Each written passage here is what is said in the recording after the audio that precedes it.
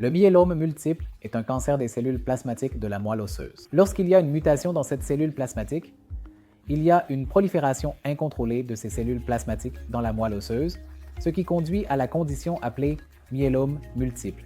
Quels sont maintenant les facteurs de risque du myélome multiple? En vieillissant, cela devient un facteur de risque. En soi, donc l'âge est un facteur de risque. Et diverses études ont montré qu'il est plus fréquent chez les hommes que chez les femmes.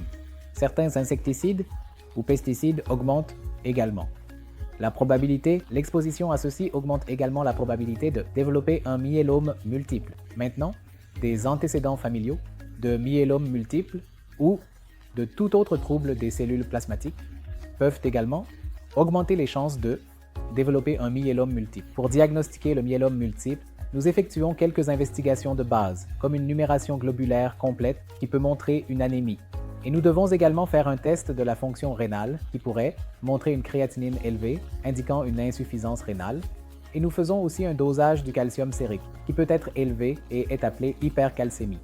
Et nous faisons un PET-CT ou une IRM de tout le corps qui pourrait montrer des lésions lithiques osseuses ou des fractures. L'étape suivante serait de faire une aspiration et une biopsie de la moelle osseuse qui révéleront plus de 10% de cellules plasmatiques.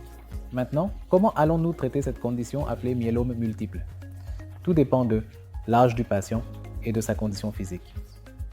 Nous classons généralement ces patients en deux catégories, éligibles ou non éligibles à la greffe de cellules souches autologues.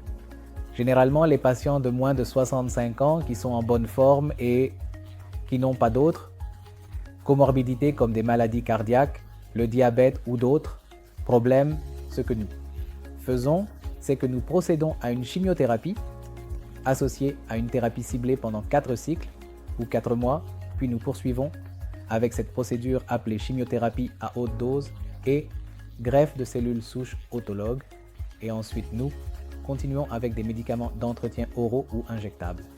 Autrefois considérée comme une maladie très grave avec un pronostic très sombre dans les années 1990, de nos jours, nous sommes en mesure d'offrir une survie médiane d'environ 8 à 10 ans pour un patient diagnostiqué avec un myélome multiple.